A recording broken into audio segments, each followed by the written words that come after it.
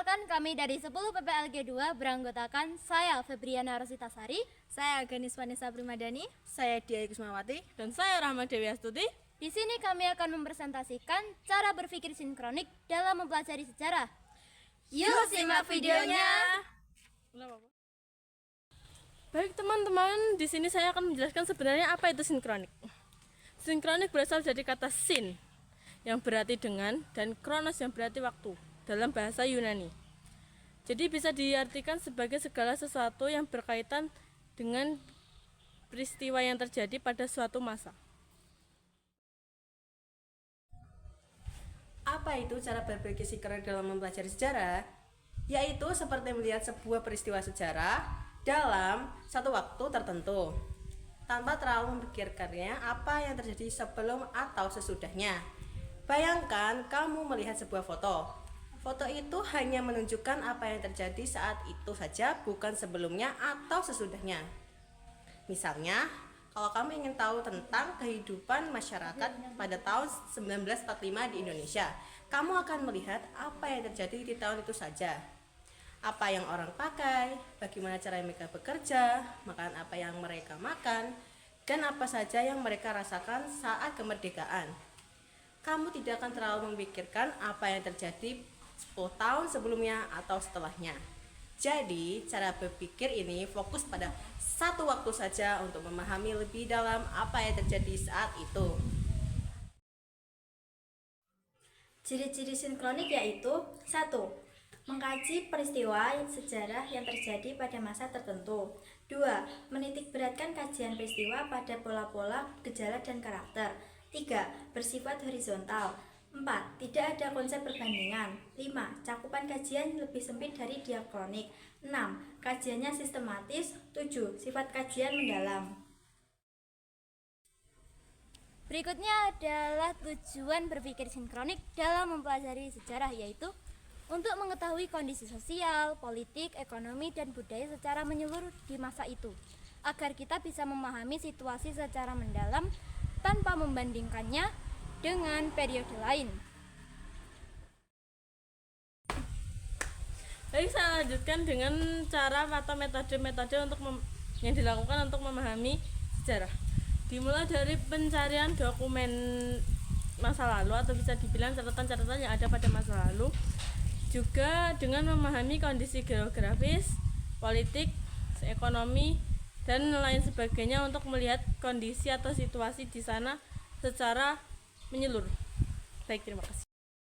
Oke, mari kita lanjutkan dengan contoh pengaplikasian cara berpikir sinkronik dalam mempelajari sejarah. Mari kita ambil sejarah Indonesia. Nomor 1, studi peristiwa proklamasi kemerdekaan 1945 dengan mempelajari suasana sekitar tempat proklamasi dan reaksi masyarakat tanpa melihat kejadian sebelumnya atau setelahnya. Nomor 2, memahami krisis ekonomi 1998 dengan melihat harga-harga yang melonjak dan demonstrasi yang terjadi tanpa menghubungkan dengan perkembangan sebelumnya atau setelahnya. Perbedaan berpikir sinkronik dan diakronik.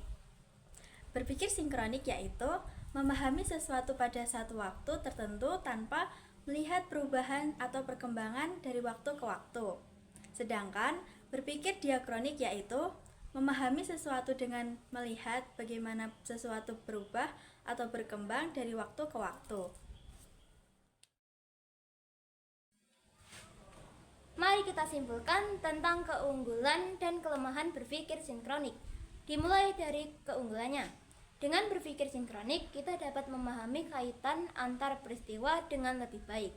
Kita dapat mengidentifikasi pola, dapat mengambil keputusan yang lebih baik, meningkatkan keterampilan memecahkan masalah atau skill problem solving, juga dapat membuat kita menyadari dampak jangka panjang dari tindakan yang dilakukan. Lalu, kelemahan berpikir sinkronik ialah kompleksitasnya yang berlebihan, di mana akan membuat overthinking sulit untuk mengidentifikasi prioritas. Cara berpikir ini mengabaikan faktor individual dan terlalu bergantung pada data dan informasi yang ada.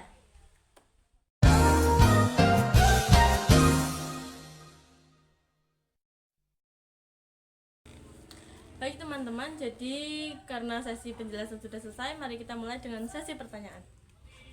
Halo, mau bertanya, Iya. mengapa berpikir sinkronik penting dalam studi sejarah? Karena dengan berpikir sinkronik kita jadi memahami faktor-faktor yang berkaitan dengan suatu peristiwa tertentu. Oke, terima kasih. Hai, aku mau tanya dong. Silakan. Bagaimana berpikir sinkronik dapat membantu memahami kompleks sejarah? Dengan berpikir sinkronik, peneliti dapat menganalisis berbagai aspek yang terjadi dalam satu waktu, sehingga bisa memahami keterkaitan antar faktor yang mempengaruhi suatu peristiwa. Oh, jadi begitu ya. Oke deh. Oke. Halo, mau tanya lagi? Ya, silakan. Apakah berpikir sinkronik lebih tepat untuk peristiwa yang terjadi dalam waktu singkat? Ya, lebih cocok karena dilakukan dalam periode waktu yang singkat, karena berpikir sinkronik ini fokus pada analisis satu titik waktu tertentu tanpa melihat perubahan panjang. Oke, terima kasih. Tanya lagi dong. Boleh. Bagaimana cara berpikir sinkronik dapat membantu kita memahami fenomena global seperti yang ada di krisis ekonomi pada dunia? Berpikir sinkronik memungkinkan kita untuk menganalisis berbagai faktor yang mempengaruhi krisis ekonomi global pada satu waktu tertentu, seperti ekonomi, kondisi pasar, dan situasi politik di berbagai negara pada saat itu. Oh, oke. Ini yang terakhir. Baik, silakan. Apakah berpikir sinkronik dapat digunakan dalam analisis peristiwa yang terjadi dalam rentan waktu yang panjang? Tidak cocok karena karena berpikir sinkronik ini fokus pada analisis status pada satu titik waktu. Terima kasih. Baik. Tanya lagi sekali boleh nggak? Boleh, dipersilakan. Apa sih peran dokumen dan bukti sejarah dalam berpikir sinkronik? Dokumen dan bukti sejarah sangat penting dalam berpikir sinkronik karena mereka menyediakan informasi langsung tentang kondisi politik, sosial, ekonomi, dan budaya pada satu periode tertentu yang menjadi fokus utama analisis sinkronik. Oh, jadi begitu. Iya. Terima kasih ya. Sama-sama. Baik, sesi pertanyaan kami tutup. Sekian video presentasi dari kami, kurang lebihnya mohon maaf. Dan terima kasih sudah menonton hingga akhir. Kami tutup.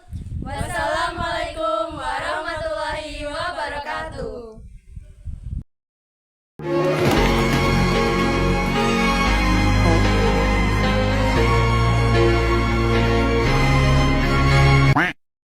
Tapi bohong. Perkenalkan kami dari Berpikir sinkronik. Aku ra iso ngomong ya Allah. Itu